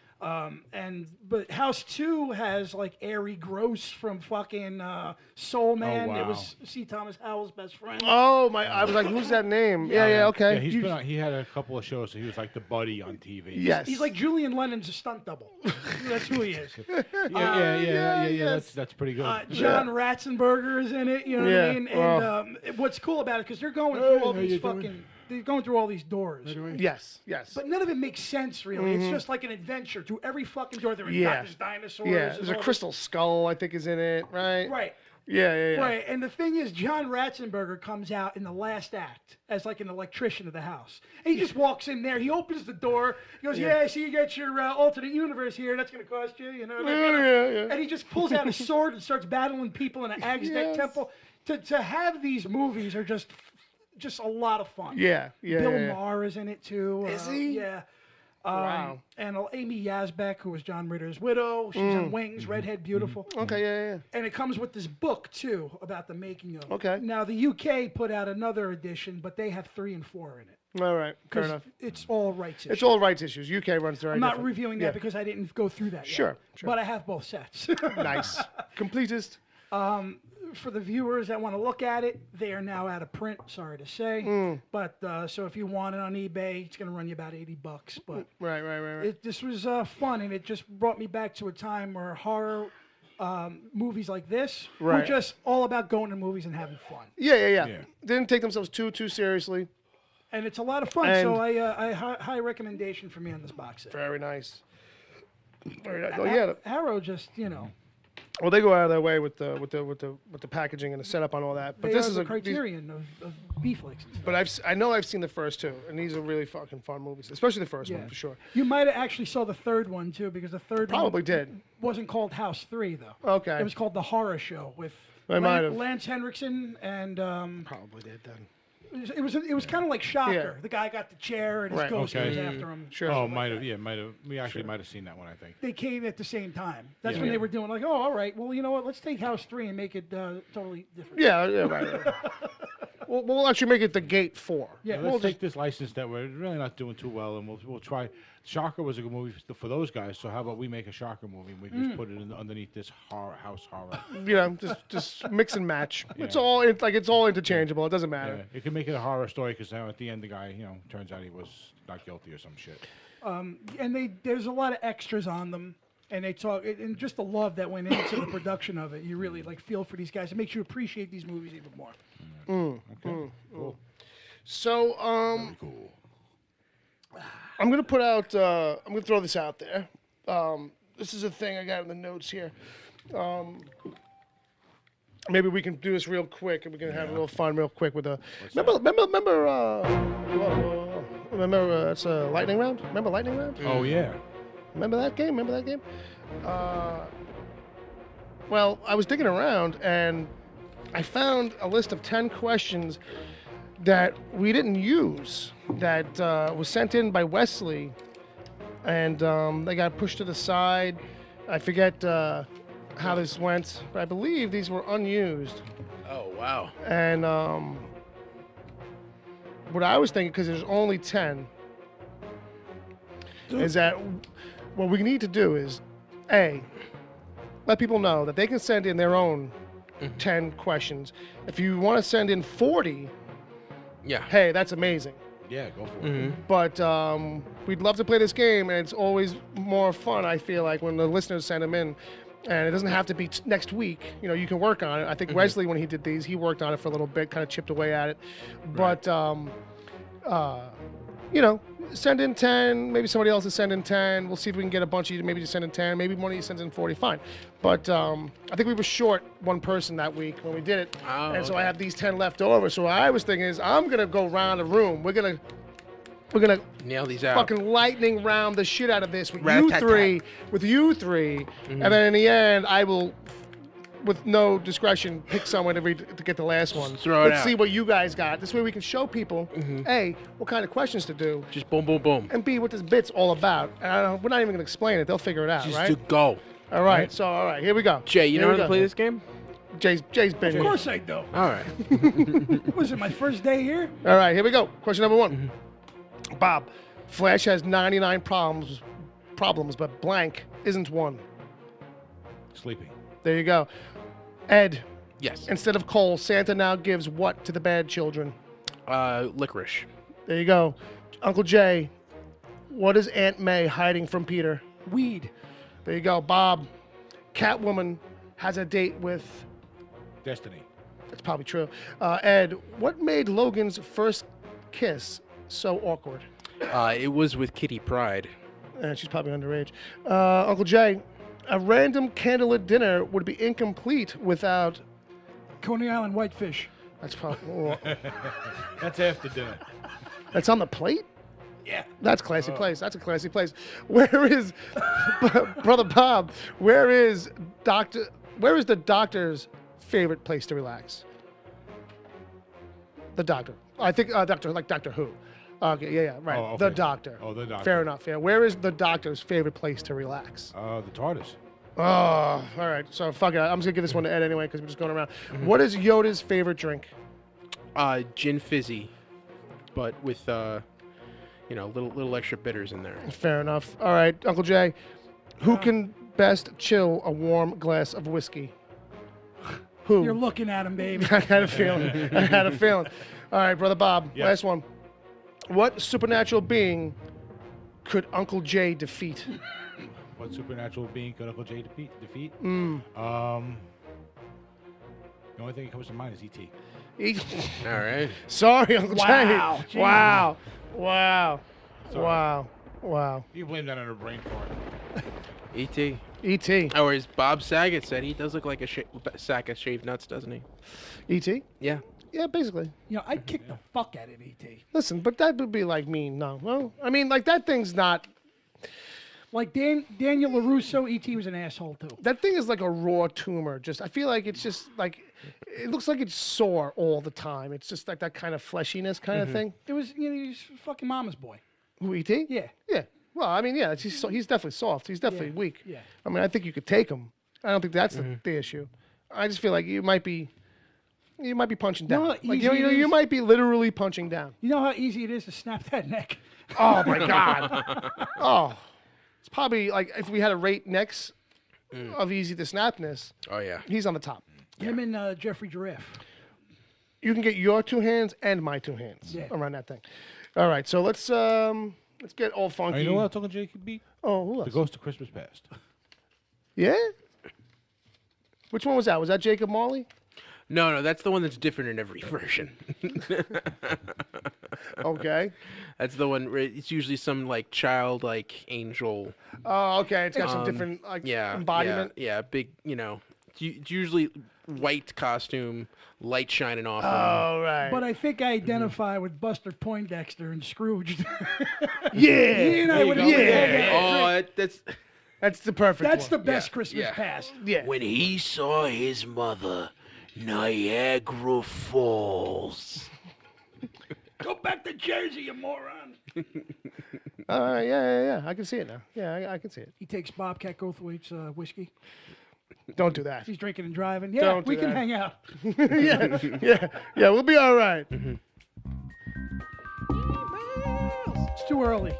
It's only 8:02. I know. No, this is actually like when emails should be happening. This is like when we should kind of Yeah. like be getting towards it. Yeah. Because it can go along by by accident. Yeah, because We've got 4 here. Yeah, because I always think like the goal's like an hour 15, Yeah. and then Well, I feel like if the goal's an hour 15, And but we- we land at 1:30, then then that's fine. Yeah. Because that always seems to be the way. Yeah. Like, but whatever. Enough show talk. Should be 8:15. That's just me. Hey, I listen. don't want to cause no fucking arguments. I'm just leave saying. it. Just leave. Trying to leave wiggle room. It's just a natural flow of conversation. 13 Yeah, minutes. You know what I mean? So let's see here. Who we got? We got this guy here. This guy Benjamin Kimber, Oh. the old Benny Livewire. Benny boy. Benny Livewire. Well, there's that guy in the chat there, right? Yeah, Live wire. Benny's Motley Crue. Benny's been enjoying the show. Benny's a new convert. Benny's new to listen, I think, in the last few months, right? Yeah. Thanks for coming along, Benny. Thank you, man. Thanks for hanging Thanks for out. the email. Thanks for the email. Thanks, Chief. Thanks for you just being you. Aw. Oh, Uncle Jay fucking loves you. that's not where I thought that was going to go.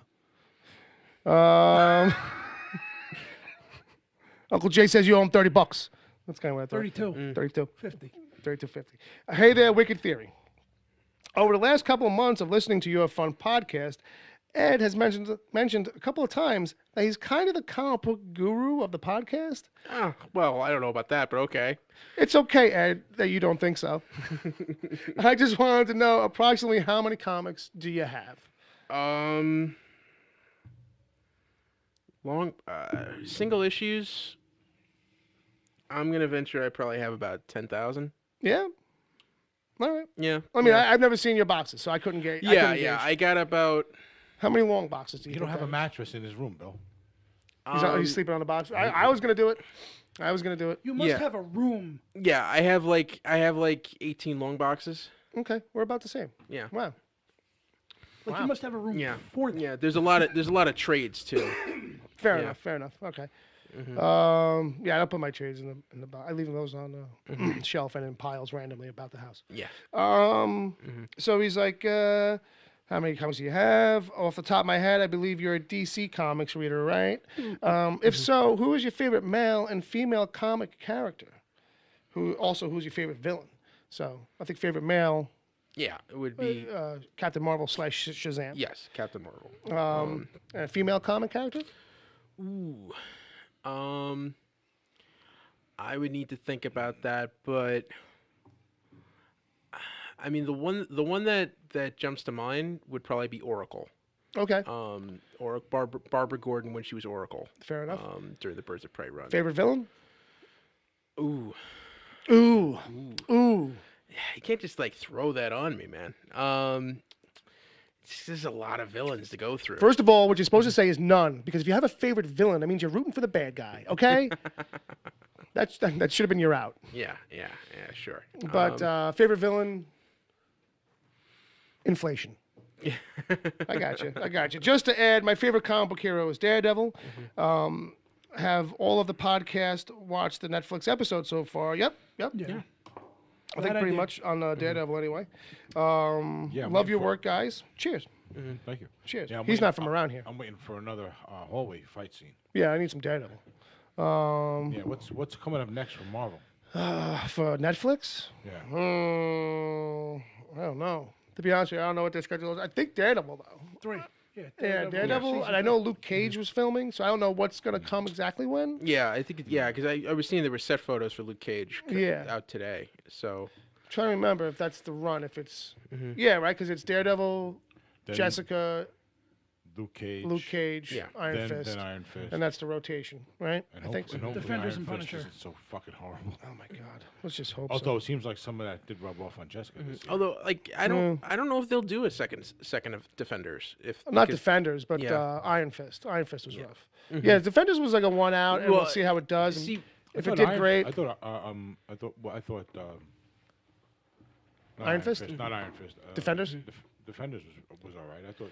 Yeah, Defenders was like one of those things that the more I thought about it, like well, it empties out. I at think the the end. front half was okay, and the Yeah. back half it kind of fizzled out. Yeah, Luke Cage I thought was good overall. Yeah. Luke Cage is pretty good. But Iron Fist got a lot of views. A lot of you views know? because You know? there was a lot of question about like I wonder what those views the numbers are over the Yeah. course of the whole run though. I wonder how many people who watched it, how many of those viewers realized that China was actually Bayonne. Yeah. Well, like but I don't know. But I remember reading somewhere. I think Iron Fist actually had more views than Jessica Jones season 1. You know, so Iron Fist is definitely was renewed for a second season. Oh yeah. I mean, it's official that the original showrunner is out. I forget who they got for the second run. It seemed like it was a more interesting name.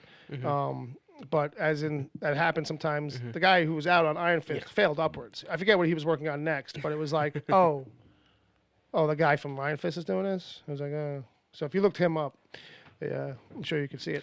Yeah. Well, Wesley points out that Luke Cage is going to be on June 22nd. So that's the one that's up next. Oh, all right. Thank you, Well, that's right. Wesley. Yeah, that's had some trailers. I think that's got a trailer or two. Thank you, Agent Wesley.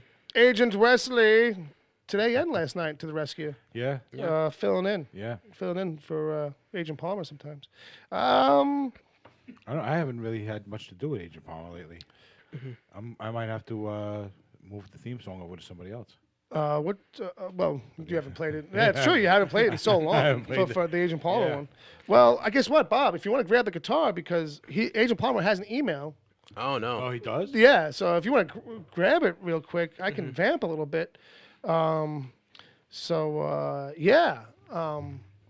So for breakfast, I had a cup of coffee, and that was it. That's it.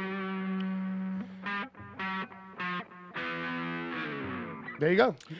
Didn't want a bagel with your coffee? No, not at all. That's the Agent Palmer theme, folks. That's to signify that he is in the room or being spoken of. He's got an email. He says, gentlemen, Deadpool was on FX this past week, starting at about 8 p.m., without removing any of the fucks. I guess this means you guys can create a show on or a TV movie and get it on cable at 8 p.m. without cleaning up your language, right? Yeah. Palmer out. And Yeah, it's cable. he's kind of like, yeah, it's a thing I saw it, and then he saw it, and he couldn't believe it, like, because it's like, No, as long as you have the rating on the side, on cable, don't matter what time of day I it guess not. I guess after, to a certain point, like Well, which cable channel? FX. So it's maybe package 2 or something like that. It's not in your basic cable package, but I don't think it's considered premium. I think it's at the discretion of the networks because I know there were definitely F-bombs dropped in like the People vs. O.J. Simpson. Okay. You know, and Yeah. Oh, yeah. Well, that's Yeah. the thing. Like, I definitely noticed that, like, on certain shows, like AMC seems to have, from what I understand, a rule that like you get one per season. You get one F-bomb per season, and But they will- sometimes shows don't exercise it. well, AMC does give out 2 F-bombs a season, but they block them out during the initial broadcast. Yeah, which and is then like so stupid. And then you hear them when you watch it on demand. Right. So that's original content stuff. But it's just like one of these things where it's like at FX, I think normally the thing was like it was like 9 o'clock, 10 o'clock those shows would do it. But it would only be shows where like it's not every other word. I mean, when I put on Deadpool, it was fuckity fuck. Like, you know, wow. basically, it sounded like Negan from the comics. You know, it's basically what it was. And I was like, oh wait, this is FX. This has got commercials and shit. And I was like, all right, 8 o'clock show, get the kids. You know. I don't think they should air movies Yeah. with commercials on cable channels like that. FX and stuff like that. Yeah, that second tier kind of package. I am highly against it because I never watch it on TV. No, yeah, me neither. know Well, what I that's mean? usually why I wouldn't watch something like that. Like when I stopped specifically to hear what they were gonna do with it. Right. Because I didn't think they would have all of that in it. Yeah. And I guess it was cheaper to leave it. I've just always been against theatrical films on TV in general. Oh, wait a minute. Oh man. Simply because of censorship out the ass. Sure. And commercials. And the editing for time, I think, is fucked up. Right. I think that's a big And thing, the thing too. is, I kind of one of my first editing gigs was doing that. Yeah. For Nickelodeon, when they do all those Nick at Night shows, they would actually take a half-hour show.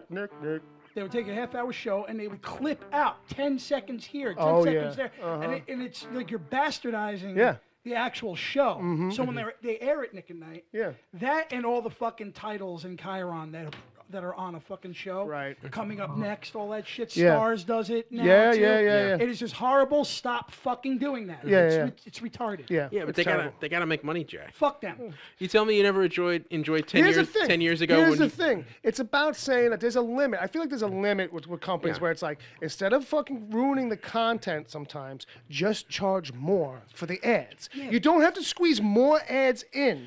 Just charge more for your ads. No, if you have the numbers. But Bill, wait, if they they have to- charged more, Yeah. then the advertisers wouldn't buy the ads. then that's all you got. Then they wouldn't get anything. Like, but they get something. The thing is, like, but then that's all you got. You can't like manufacture. It's like saying we're going to manufacture more time, because eventually that's like how we ended up with half-hour shows that used to be 24 minutes. Yeah. And now they're like 21, 22 minutes, and like that's the same thing. Like 1 hour shows are really 42-minute shows on network television or cable television. You know what I mean? And it used to be like. I mean, it was a 50-minute kid, like it was 50. And then I remember growing up, for most of my life growing up, it was like 44, 46. But now we're down to like 42. And it's like, Yeah, it's almost like a quarter of the screen sometimes.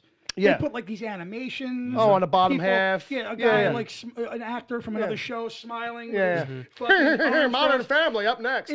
It's fucked up. You're ruining the show. Yeah, You yeah. are. That's Especially if why- that show's got a tagline at the end while the credits roll, like The Office or something like that, where it's like Right. we got one last beat, one last joke as the credits do their thing. But now in syndication, we get jammed up into this 1/3 quadrant, you know, Yeah. and all this other fucking shit. Like what Stars, it's annoying. Like what Stars does is Yeah. that as soon as it's over, they minimize the screen you're watching. Like if you Yeah. want to look at the cast rolling up, Yeah. then it becomes like this little thing coming up next. I mean, come on. Yeah. I mean, so I am not. Oh, that's the best. With TNT, with Law and Order, they would run the credits of one episode Right. ending as Right. the next one was Oh, yeah. beginning. Yeah. To me, that's just retarded. And Yeah. I It'd be a don't. 2-inch barrier on the bottom. Yeah.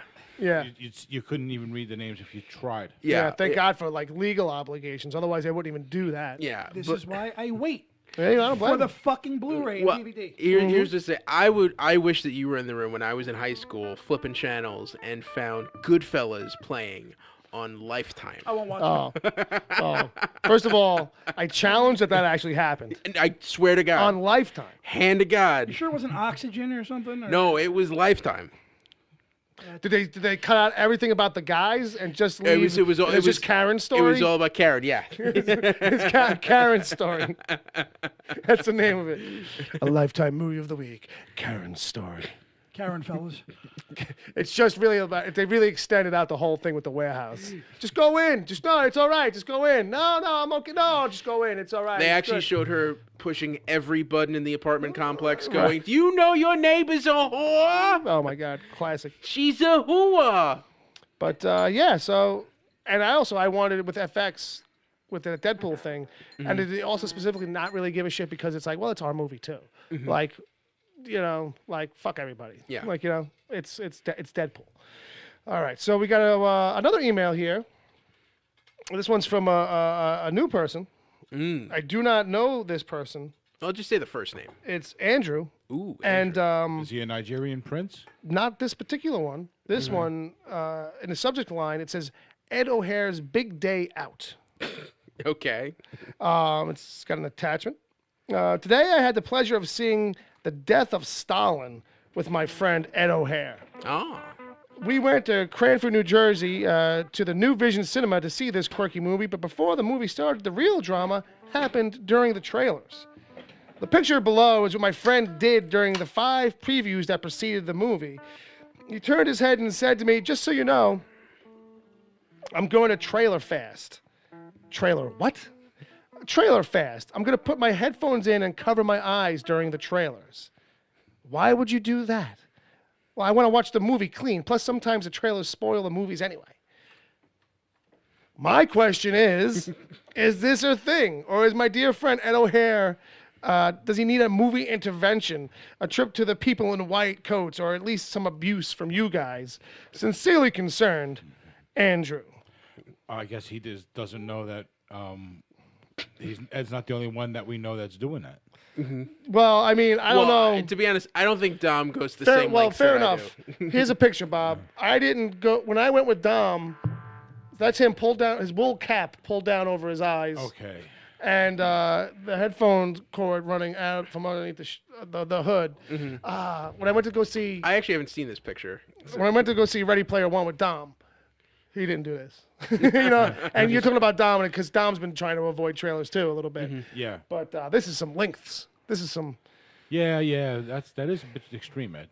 Well, you know, I wanted to do it right. You know, I mean, we've it's a been- full sensory cutoff. You know, we've said I've only watching trailers unless you tell me I absolutely have to, Bill, for the show. Right. Yeah. Then you have to watch a trailer for a thing called Upgrade, which also Jay might like. Okay. So that's mostly why I want you to watch it. So we'll watch that after the show. All right.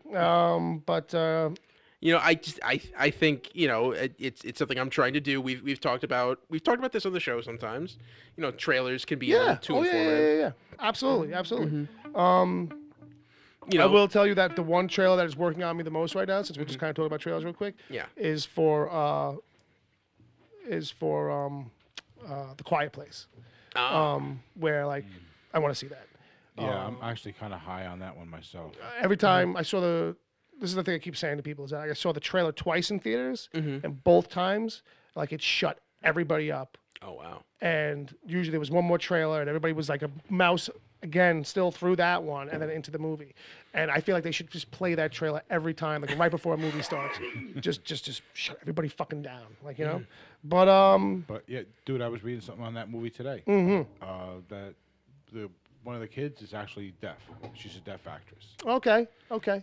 So she taught everybody the sign language that they use in the movie. Oh, okay. Yes, yeah. She was in a movie called Wonderstruck that I Right. saw last year. She also, Right. yeah, that was. So there's a real sense of Right.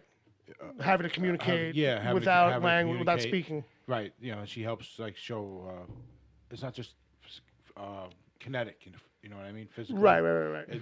She shows some depth. She taught them how to do depth. Gotcha. In the sign language, how to like really kind of emote a little bit. Okay. Sure. Yeah. Otherwise, what would you do if you were you and me and learning sign language? Yeah, you'd we'd- kind of just flash it sitting there. We'd be coming up with some motionless, shorthand, where kind of. You'd have Yeah. to like she's teaching the shorthand and Yeah. you know using her hands and stuff just like an Italian would, I guess. You know what I mean? So that's all I know. Shit So like I'm that. going to equate That's it the to. impression I got from what I was reading. There you go. All right. Yeah. James in the chat points out trailer fasting sounds like something a poor redneck does. Yeah. Which is, I guess, you Maybe, only yeah. eat Trailers? what you find in your trailer. So you can only whatever kind of kuchamukas you got running around. Yeah. Mice and whatnot. Yeah, you know, Superman Returns gave away the money shot of the bullet mushrooming in his eyeball in a trailer. That was something I remember that shot was something they actually did in reshoots. You know, in Superman Returns. Yeah. Yeah. And that and you know what happens? Like that becomes not the money shot for you when you go see the movie. Yeah. Basically, what happens is like some other thing becomes the thing that you walk away talking about. Yeah. I mean, to be honest, the thing that did it for me was downsizing. with Matt Damon, because I was excited to see that and thinking, okay, it's just going to be this quirky thing about this guy, middle-age crisis, fighting himself by making himself small. And then in the second trailer, they do gave the fact that the second half of the story. Yeah, right. well, that he does it, but then Kristen Wiig, who's his wife, doesn't and decides to divorce him. Right, and all of a sudden she he's stays big. and he's there as a little tiny guy. Yeah, whereas I feel like if I had seen that in the movie, that would have been an amazing reveal. I think that would have been hysterical. Yeah. But now that I knew it was coming, you know, right. Didn't feel the same. Yeah. I'll tell you one thing though. Speaking of trailers, one last thing. The whole one good version, like one good trailer, one bad trailer kind of thing. Seeing two different kind of takes. So that movie, The Titan, I don't know if you've seen this. It's on Netflix. It's got Sam Worthington in it. It looked like a hot mess in the original trailer before Netflix picked it up. And now there's a Netflix trailer for it because it's on Netflix. Yeah. And the Netflix trailer makes it look good. Oh. And then my buddy Brian at work was putting it on, and I was like, I don't know, And then the next day he was like, yeah, the movie fucking sucked. I was like, I fucking told you. I warned you. I warned you. There was a 50-50 with that one. He's like, yeah, it started out okay, but then it was just poorly done. But well, thanks to your friend Andrew. Yes. For giving us the Ed O'Hare report. Yeah, and I'm hoping to start a trend. I'm hoping people good luck with that. Even in the summertime, carry wool caps with them into the theater. I don't think so either. Yeah, I don't think so. You know what? Maybe some other kind of item to put on, some type of blinders or something. See, this is something we could go to merchandising, right? Yeah, this is something we can go to Shark Tank with. Right. You have a visor that you put over your head with the earphones in, and everything, so that it plays whatever you want. What you need? And there's some kind of alert that goes through so that the screen opens when the movie starts. That way you know when to take the cap off. Do you want me to give you the lawyer's answers to that right now? Okay. No, they're not going to go for it. No. Can we play ads during it while they have it on? I like trailers. No, me too. I like watching them, and to be honest with you, I don't pay too close attention to them. Yeah. I just look at them and forget about it. Yeah. So all I'm saying is grow the fuck up, watch it, and then forget about it. That's all. Watch your movie. Concentrate on your film. Yeah. Well, I tend to agree with trying to avoid them. I don't think you can avoid everything. Yeah. So I personally don't try. Right. I don't go out of my way to watch them. But when I see them, Yeah. I don't stop myself. Fair enough. Yeah, I think what Dom's been doing, he hasn't been watching them online. Yeah, he's just kind of dodging them online and not really chasing them down like we were. I mean, there was nothing he could do. When we saw Ready Player One, he was like, the Avengers trailer came up. He's like, that was the first time I saw that. And I'm like, it's the first time you saw Cap fighting Thanos in an arm wrestling match? Yeah. Or whatever that is. He's like, well, I saw the picture everywhere on the web. It's a fucking meme. You know what I mean? But I haven't seen the most recent. I only saw the first Avengers trailer. I didn't see anything after that. Oh, good. I haven't seen the Ant-Man and the Wasp trailers. Right. I haven't seen Venom. Right. Yeah, basically anything. Not missing anything. Just to let you know, you're not missing anything on those in particular. All right, so let's get into the next one here. It comes from a friend we know. Someone familiar to you all.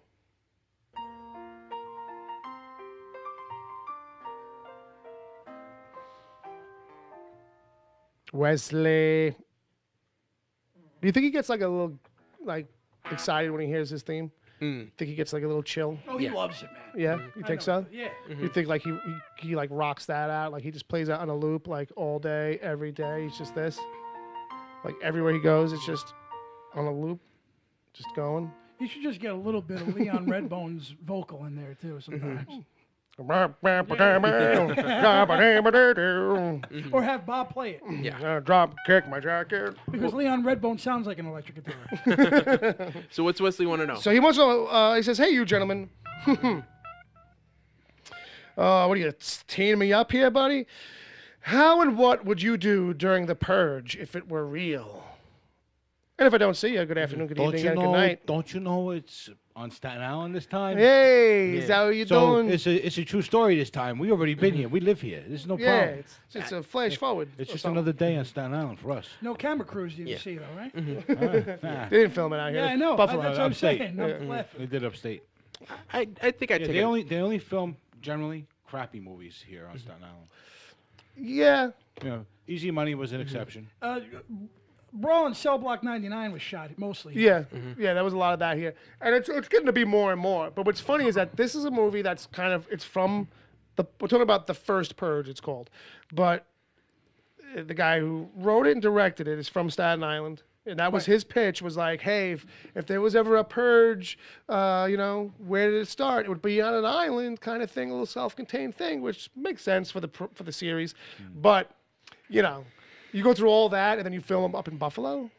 Yeah, that's the thing. You know what I mean? And you could have filmed down here. There's a whole. And there's a girl in the system movie here. who's like from the projects. Like what? We don't have those. You don't trust the projects down here to go film in. You gotta go up to the projects in Buffalo where it's safe. Like I don't know. Is Grillo in this one? No.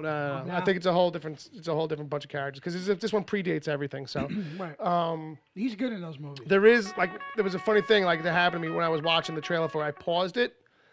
And it's one of the there's a bunch of shots that do look like Staten Island because it's basically like, it's a hodgepodge. It's like a little suburban in some places. It's a little bit gritty like the city in some places, but it was a freeze frame where it is like the most slightest of freeze frames where it's like there's nothing in it, but there's a garbage truck in the background. Oh. And I was like, fucking nailed it. It felt like Staten Island to me. The white, shitty garbage truck, back in the distance, kind of fuzzy. It's just something, as a nighttime thing. I was like, well, at least they got the garbage trucks right.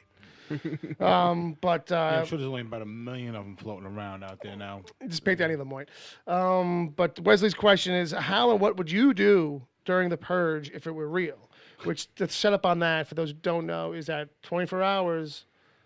all crimes are legal, no repercussions afterwards, murder included. I would set up the front of my house. Yeah. Like one of those 24-hour bodegas Right. with all the plastic and the thick glass. And I would sit in a nice little rocking chair with a shotgun and a big-ass box of shells, waiting at that window for someone to try to come in. Boom. Boom, just all night long. I think that's the question. It's like, do you stay home and protect your shit, or do you go out and loot? Because that's probably like the dividing line. Do you go out and cause havoc, or do you stay where you are and just keep an eye on your shit and yourself? I'd take a nap. Just maybe I can just sleep through this. It's 24 hours. I've done that before. I've slept 24 hours. I can do that. It's like a night, right? It's not the whole day, right? I believe in the rest of them it's 24 hours. In this one, the Purge, the first Purge, it's only 12 because they were testing it out. The first one was 12. It was 12 also? Yeah. The Fair Ethan enough. Hawke one. Yeah. Yeah. So I don't even know. It may only be 12 in the other ones too. I haven't seen any of them. 6 to 6, I think. Okay. 6 p.m. to 6 a.m. Fair enough. But even still, it's 12 hours of fun. Yeah. You don't want to go out and bash some skulls in. Yeah, and this is Chase that. yeah. I've always generally rejected the whole premise of this franchise. Like I feel if people were allowed, if this was a thing, that no one would really participate. Of course not. They don't want to get. Of course not. So of course not. It would be so few. Like it would never come to fruition. Oh, look at the Blackout of '78. Like the one story, like Everybody you're has overthinking inside. it. Like the one storyline that's actually in this movie is like how about like people who are trying to keep it from happening. There's all these protests and things. It's like so like that's where obviously the fun happens. It's almost like saying, Ed, it's almost like taking the fun out of it. That's almost like saying, what if Dorothy didn't fall asleep? Yeah. What if Dorothy didn't have that dream? Yeah. It's like one of those things. It's like pulling the wind out of it. Like if anything, if there was one asshole who started that, the whole rest of the neighborhood would turn themselves into the police. And take that guy out. Oh, probably. Don't get me wrong. There would just be pockets of neighborhoods that would just be. What the fuck you doing at Mrs. Unrein's? Why you bothering her? Like what, you piece of shit? Like it really would. It really would. Like it would be so planned out. First of all, too. Yeah. Like that's the other thing.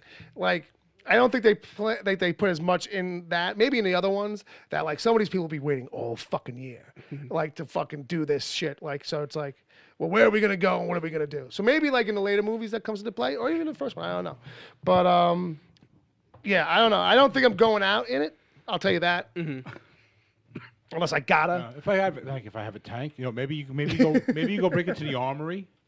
Okay. And steal a tank. Well, because there's a very small, about two block sized armory here on Staten Island, and they actually do have a handful of tanks. Right. I actually sat in one when I was little. We actually broke in, but that stuff's still there. I always thought it was for show.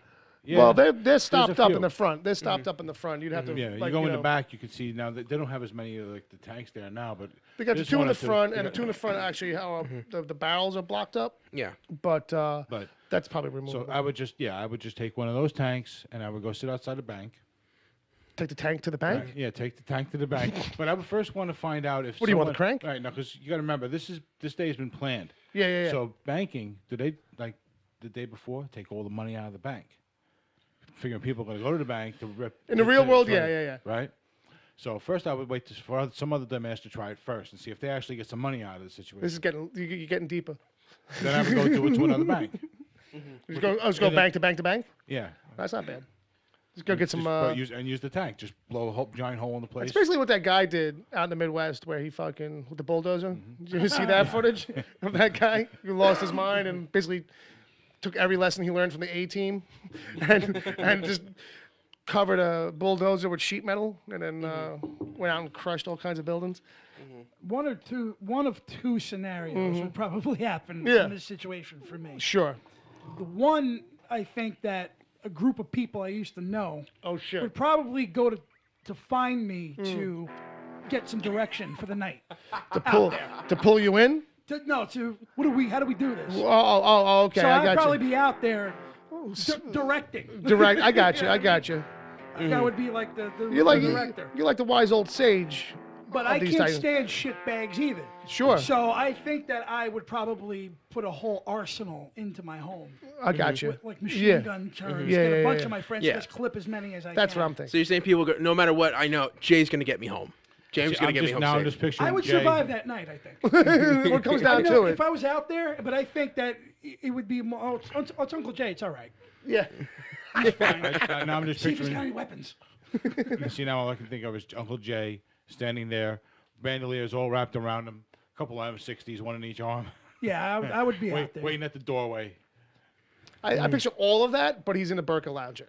With a cigar. Like got two big M60s, but they're kind of resting on the armrests, Oh no, he's got. and he's those- kind of dozing in and out, and then popping awake like, I fucking heard something. Either that. He's I got those. fucking heard something. He's got the PVC pipe in the lounger so that he can like, rest. Right, you can the rest guns him in there. like a guy at the beach, right? Either that, or I'll be in the Hurt Locker uniform.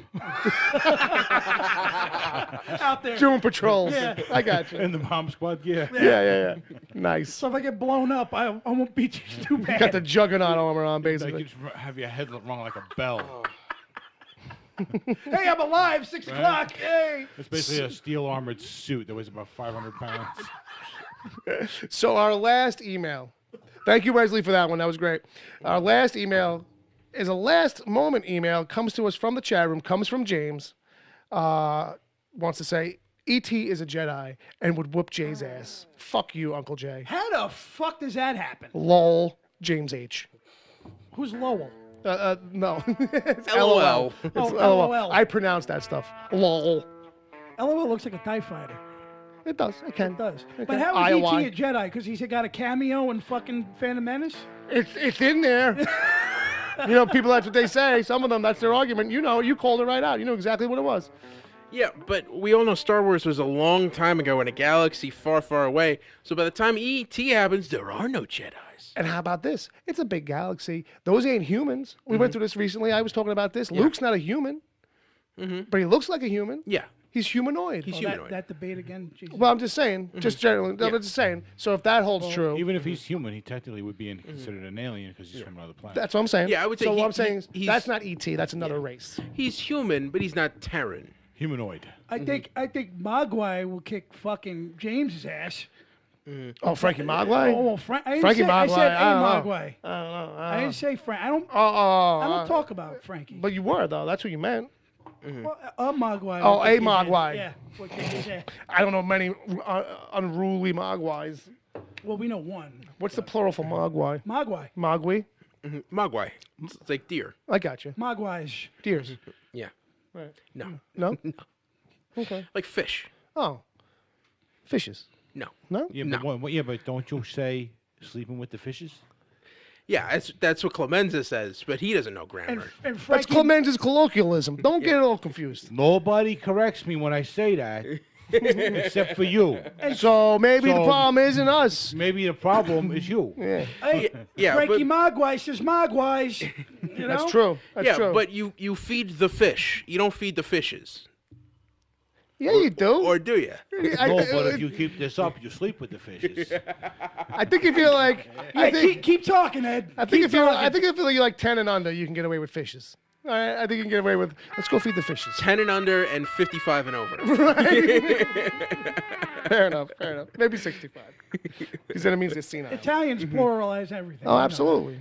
Well, 2 or 3s. You know, how many you need? Couple $2-3. I feel like the kind of people who'd say, I'm going to feed the fishies, the same kind of people would say, it's not Target, it's Purge. You know what gets my goat though now at my job? Excuse me. So- I call it Tajay. Yeah, I can't. I try not to play that game with the Frenchy kind of jokey pronunciation of like brands. Yeah. Like Yeah. the thing that's getting me now though is that I got this guy coming in. He's from Brooklyn and he's older dude. Not older, but I just mean like, you know, he's not a kid. He's in his 50s, I guess. But, you know, he's got to pick up a coil, right? But when he calls in the store, he's like, all right, well, I'm at Prime. I got this curl. Where's it going? And not a lick of irony or being silly. He says curl, instead of coil. Yeah, I got this curl. Where's it going? I'm like, what are you, a fucking cartoon character? Like, what are you?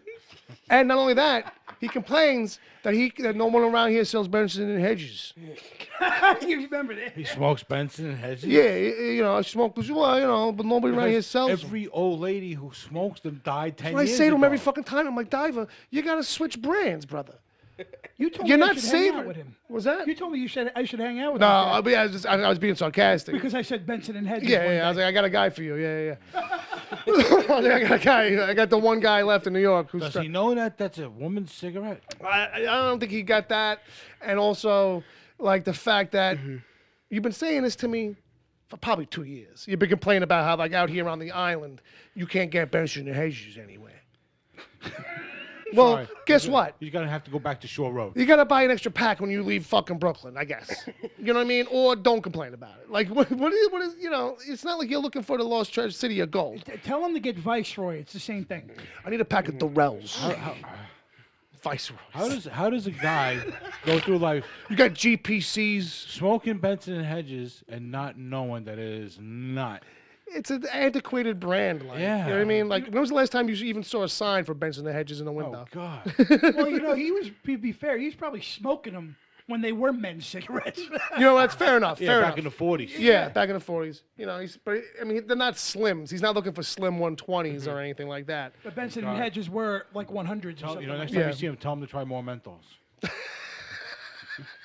Well, that's an in joke because that's our mom's brand for years growing up. that. I got to tell you something. I smoked a Newport yesterday. Yeah, how'd that go? It was weird. Did you break out in a beatbox? Okay, like you. No, because I bought a pack of cigarettes from Right. a friend, Sure. and she's like, you know, why don't you have one? You don't smoke no more because I haven't seen her in Right. 15 years. No, said, gotcha. you You know- have a couple of drinks. You And I smoke was cigarette. like, oh, yeah, I had a few. So by Yeah. the fourth, like Jack and Coke, I popped the Newport. Yeah, and that probably got you lightheaded. And as then I fuck. realized why I didn't smoke Newport then. Yeah, fair enough. That was a I lucky started. strike. I started on Newports. All my friends smoked Newports at the time, but I just kind of like switched out at one point. I went to Marlboros and then Marlboro Lights. It And hits- then I've it been hits healthy your ever since. throat. It hits your throat harsh, too. Well, the Newports, yeah, you have to adapt to that a little bit. It's a different kind of cigarette. Oh, it is. It is. Yep. It is. It- That, I that mean, mentholated thing is just totally, it's a different world. Now, coming from a Lucky Strike and Marlboro Red guy, No filter. well, actually, you had to search high and low for the filter. There was an error. They still have it. You just got to go to, like, you know, Walmart to get it. Walmart. Yeah, Walmart don't even sell cigarettes. Yeah, they do. Well, I don't know. Maybe certain places. I know. CVS. They don't on stopped. Staten Island, that's for sure. Listen, There's no Walmart in Staten Island. the register line that's almost out the door is Mm-hmm. the cigarette line. Because they probably sell them for cheaper than anybody else on Earth. Oh, yeah. Remember when I was in I remember when I was in New Orleans, my ex and we bought a carton, or we bought 2 cartons, and they were like, people online were like, "What? That's a lot of cigarettes." And I'm like, "We're from New York," and I think at the time they were like $9 or something like that, But, or 8 or 7. Everybody online in unison went, What, yeah. A carton? Let me buy you a carton. A carton was like $9. No, I mean a pack. I'm a sorry, pack. $9 a pack. So like, yeah, we were like, yeah, this is like $40 here, but it's like 90 up in New York. Because I remember when Now it's 115. a carton was like $11. Yeah. Because my landlord used to send me around the corner. A landlord sends an 11-year-old Goes kid. back to what I was talking about, the old days, man. The old days were better. In the old days, my mother at 5 years old, 7 years old, I was getting her cigarettes going. Oh, everybody with that story though. 25 cents a pack. See what remember I told you before the show about back in the old days stories? This is fucking Willie Nelson and fucking Half Baked. I remember when a dime bag cost a dime. Let's get the fuck out of here. But just one last thing as we're leaving. Palmer did put in the doc. There is a link there in the doc of the forums that evidently this was a thing in 2004 when Goodfellas started airing on Lifetime. Like it actually did happen. All right. I wasn't crazy. Kudos. That's to wrap it up, Bell. That's the order up. All right. That's time. Time. I'm the preacher. Time of the preacher. This has been the Wicked Theory podcast. We apologize for something. But there's my buddy Jay. Yeah, man. Where can people find you? Well, I used to be at Man of Steel Books. But not no more. Not no mores. Where are you now? I'm at the Twitters. I'm at Uncle Jay's Thing. At Uncle Jay's Thing on Twitter. Mm-hmm. What about you, Ed? I'm at Edward O'Hare, TBD. And Brother Bob? I'm at Bob, WTPC. And I'm at Wicked Theory Show. You can find it at wickedtheory.com and wherever good podcasts are given away for free. You can support us on Patreon. That would be nice. Yes. Like Wesley, like other people. Yeah, we gotta I just don't have a list in front of me. Yeah, we gotta shout them out. We gotta shout them out. We gotta shout them out. We Yeah. gotta give them some more props on that. Like guys like Heno. Yeah, it's like an elite team over there. Yeah. You know what I mean? Are we still giving away coffee mugs when they do $30 for Bob goes like to the top. Like if we had like $100 club, Bob would be like, "How about that $100 club? People really got to sign up for that $100 club." But he's not wrong. Yeah, Bob needs new picks. You get a good gift for the $30. You do. You're not getting stickers like you get for what? Bob will $3? write you a song. It's fair. That's fair. It's all true. It's all true. He's not wrong. $30, you're getting a coffee mug. That's true. How much do That's they have true. to pay for you to write a song to the Patreon guy? That's you got to work that out with Bob on the side. That's the $200 mark. You got to look for me on Fiverr.com. That's a Bob. That's a Bob Industries type thing. Mm-hmm. All right, so that's it. That's a wrap. Check us out. Yeah. Stick around if you're listening live. Testament. Brother Bob, take us out.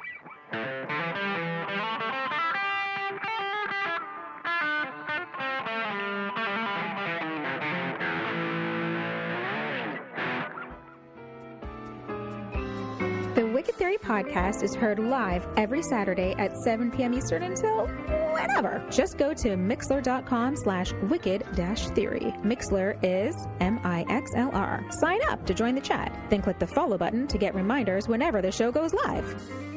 You can find the show on iTunes, Stitcher, Google Play Music, wherever good podcasts are given away for free, and at wickedtheory.com. You can support the show at patreon.com/wickedtheory. There you can get the after show if you miss it live. God forbid. Plus other exclusive episodes.